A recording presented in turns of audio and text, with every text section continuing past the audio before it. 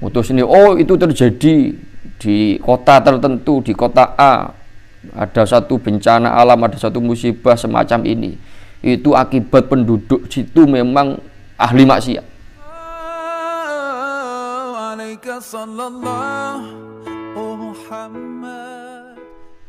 Lemari ngoten pada zaman kenabian Nabi Muhammad, salah satu keistimewaan Kanjeng Nabi Muhammad niku Kanjeng Nabi Muhammad atau umat Kanjeng Nabi Muhammad niku lek nglakoni dosa disiksane ning akhirat, mboten ning dunya. Jadi ning dunya niki oleh Allah umat Nabi Muhammad betul-betul murni diberikan sebagai kesempatan bagi kita umat Nabi Muhammad untuk betul-betul memperbaiki diri. Kalau memang kita termasuk pendosa, dikai kesempatan sampai mati untuk bertaubat, dan Allah tidak akan menyiksa di dunia, nyiksane sok ning akhirat. Paling pol engko dielingne ning Gusti Allah. Paham? Nah, ngaten. Ini kaitannya dengan jadi harus hati-hati karena sekarang tidak sedikit yang mengait-ngaitkan satu fenomena kejadian musibah bencana alam khususnya di Indonesia mulai beberapa tahun yang lalu hingga saat ini selalu mereka hubung-hubungkan dengan kemurkaan Allah atas kelakuan para korban-korban itu di atas buminya Allah. Apakah itu salah? Wallahu a'lam. Ini sering saya menceritakan. Niki penting krono bendino mereka itu selalu ngomong ngoten niku. Ini adalah murka Allah. Ini adalah bentuk azabnya Allah. Karena apa? Karena negeri ini sudah terjadi kezaliman secara massal. Oh, ini tuduhan yang lek cara kula tendensius, lek cara kula subjektif, dan itu tadi yang sering saya sampaikan. Bisa saja memang itu bentuk kemurkaan Allah. Bisa saja itu bentuk keghadabane Gusti Allah. Bisa saja itu bentuk-bentuk yang lain. Yang hingga saat ini atau pada saat ini karena wis gak enek nabi dan rasul, tidak ada yang Allah izinkan siapapun itu mengatasnamakan Allah.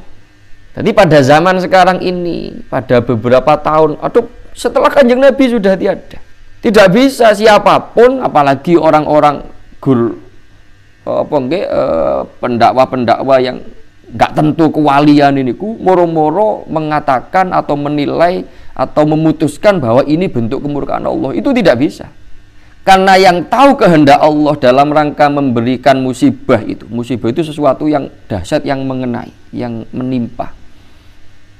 Jadi tidak ada siapapun yang tahu kehendak Allah tentang kenapa Allah menurunkan musibah itu. Nah, dan kita jangan sok-sokan menerka. Karena kalau kita menerka, su'ul adab kita pada Allah. Itu yang pertama. Dia su'ul adab kepada Allah.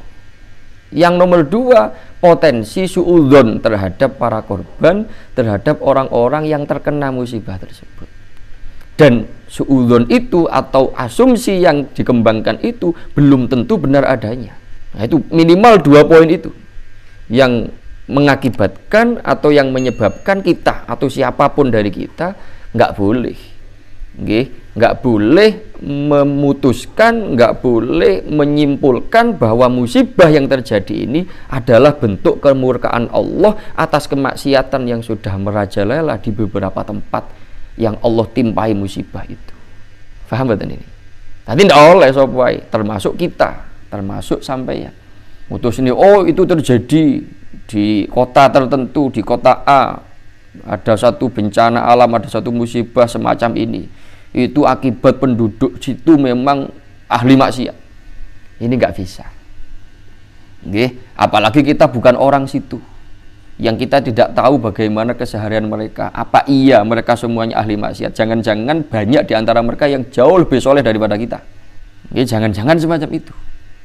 Nah, ini ketika musibah kadung terjadi. Ketika musibah sudah terjadi, jadi kita harus mengedepankan husnudzon kepada para korban, kepada para siapapun yang terdampak oleh musibah itu. Dan begitu pula kepada Allah. Husnudzon tengene Gusti Allah. Jadi jangan mempersempit kemungkinan yang padahal Allah itu bisa saja alasannya menjatuhkan musibah itu dengan alasan-alasan yang begitu banyak. Dan Allah sebenarnya nggak butuh alasan untuk menjatuhkan satu musibah pada kaum tertentu itu. Apalagi sekali lagi sekarang kita hidup di zaman Nabi Muhammad jadi umat Kanjeng Nabi Muhammad. Yang salah satu poin kenapa nabi-nabi terdahulu dalam satu hadis diriwayatkan Nabi Adam itu meri dengan Kanjeng Nabi Muhammad. Kenapa? Karena Nabi Adam dulu melakukan perbuatan dosa yang dalam tanda kutip kecil. Lek dibanding dosa niku lho sampean. Tapi langsung disiksa sakal ning Gusti Allah. Seketika disiksa oleh Allah, seketika diberi sanksi oleh Allah dengan diturunkan dari surga. Nggih. Loh kita dosanya, dosa ngomong liyo kita sendiri dosanya jauh lebih besar daripada apa yang dilakukan oleh Nabi Adam kira-kira. Tapi jarine Adam penak Muhammad saumate ngelakoni dosa macam-macam, sik dikai kesempatan sampai menghabiskan umurnya untuk bertobat dan ancaman siksanya baru Allah berikan ketika di akhirat. Itu pun kalau tidak diampuni oleh Allah. Ya, sehingga kemungkinan atau kita mau menyimpulkan kalau itu kemurkaan Allah itu kemungkinannya itu ada di kemungkinan paling buncit itu dari beberapa kemungkinan itu. Dan kita tidak punya wewenang untuk itu. Siapa kita gitu? Kita bukan nabi yang bisa yang Allah berikan apa namanya bocoran tentang apa tujuan Allah melakukan itu. Ya para nabi ini Gusti Allah. Nggih, utawa paling pol ya para wali. Itu pun lek wali tenanan, ora bakal ngawur ngendika ngomong niki murkane Gusti Allah. Lek wali tenan. Karena wali di zaman apa? Wali nggih, namanya wali itu adalah orang yang paling mendekati derajatnya kenabian.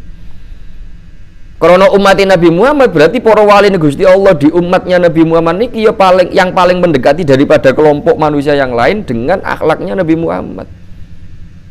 Yang tidak mungkin kelas para wali yang dari umat Nabi Muhammad niki kok memberikan statement, memberikan apa nggih, memberikan argumentasi, memberikan omongan ucapan yang itu menyudutkan umat Nabi Muhammad sendiri.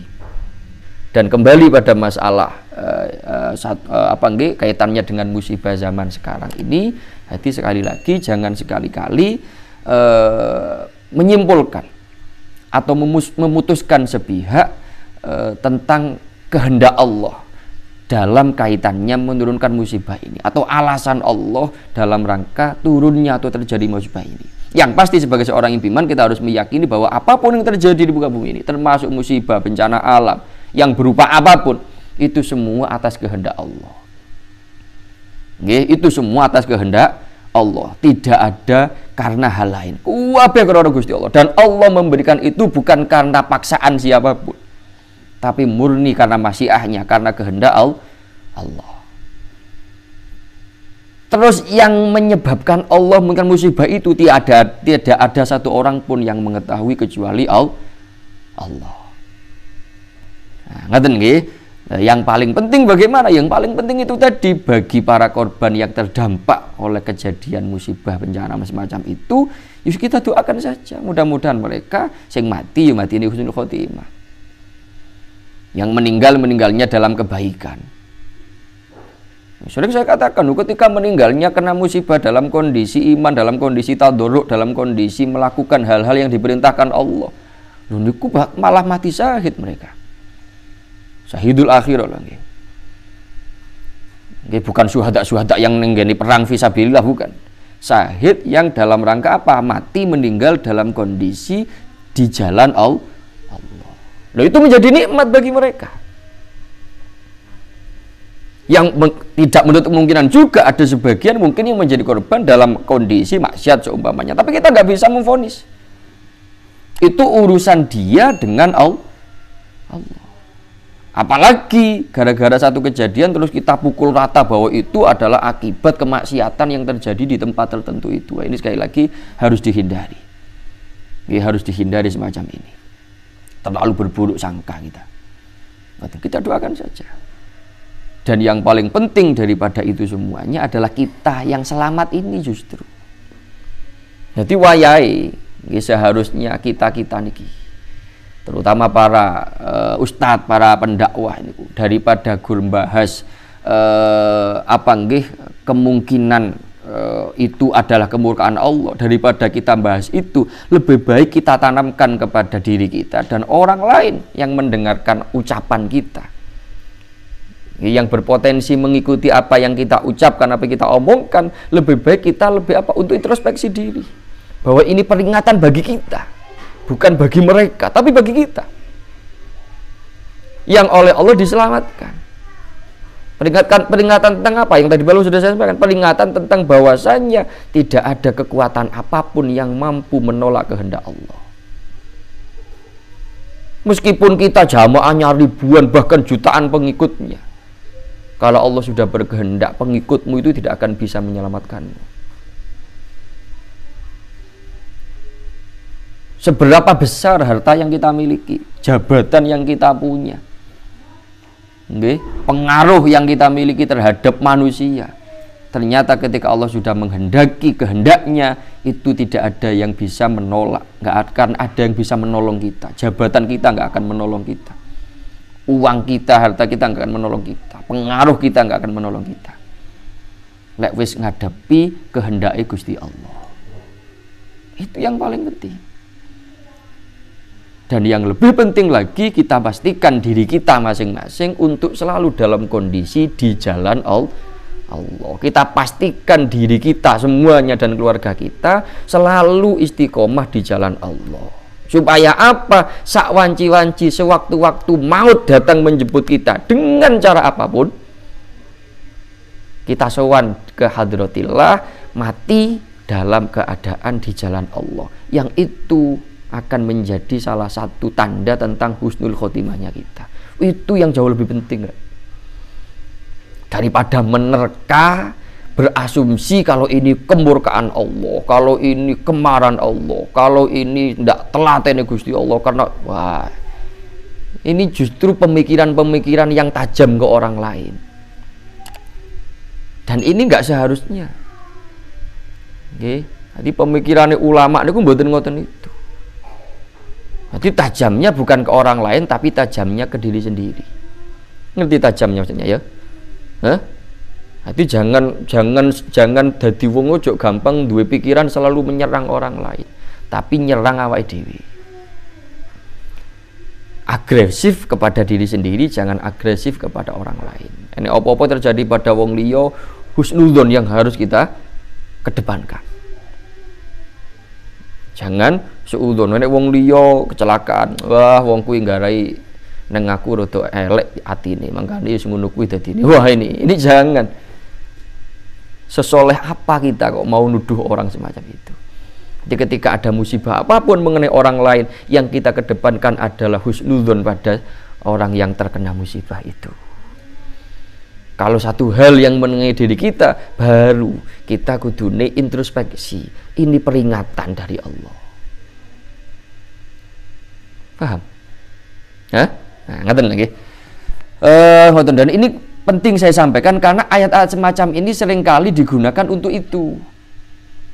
Loh, sekarang ini bukan hanya umat terdahulu, sekarang terjadi di blesnya bumi. Loh, itu kan sama dengan orang dulu, berarti orang sekarang juga disiksa oleh Allah seperti orang dulu disiksa. Loh, ini nggak fair. Atau jangan-jangan karena kekurangtahuan kita tentang bagaimana sejarah yang terjadi di zaman itu, kemudian kita bandingkan dengan apa yang terjadi di zaman ini, dan ini bahaya. Jelas nggih orang dulu, kalau dulu itu nggih umatnya Nabi Musa kayak Fir'aun itu ditenggelamkan oleh Allah, itu betul-betul karena kekufuran mereka. Siapa yang mengatakan itu? Nabi mereka. Siapa yang mengatakan itu? Saat ini kita dikasih informasi oleh Quran. Ini jelas valid, jelas bener nih. Karena sing ngendika dhewe Gusti Allah. Bukan asumsi ngono lho. Ini bedanya, paham? Jadi Fir'aun itu betul-betul disiksa oleh Allah di dunia sudah. Dan itu tidak tidak menghilangkan tanggung jawab dia kelak di hadapan Allah di akhirat. Korun dulu dimakan oleh bumi, ditenggelamkan ke dasar bumi. Nggih, sehingga wong sakniki lek nemu apa? Ketika menemukan harta di dalam tanah, katanya menemukan harta karun. Karena memang si Korun itu adalah sosok yang kaya raya, raja yang begitu kaya, yang oleh Allah ditenggelamkan ke dalam perut bumi sak bondo-bondo nih, sak harta-hartanya. Dan itu memang betul-betul berupa siksaan Allah yang Allah kasih kepada mereka. Siapa yang kasih tahu ini? Rasulullah, Al-Quran. Makanya kalau ini bukan asumsi, itu benar adanya. Tapi kalau di zaman sekarang sudah nggak ada nabi sing ngomong duduk wali, itu hanya sekedar asumsi yang keri-keri suudzon ngene wong liya. Dan ini nggak sehat. Paham? Yang memalukan lagi itu ketika akhirnya kecilik itu. Akhirnya tidak sesuai dengan apa yang dia gembar-gemborkan di awal. Ini kan kacau. Ngono nggih, iki kudu sembetane tenan. Dadi sembiyan niku sing ngomong nih, kan ngene wa minhum man khosafna pundi wau kok ilang ta?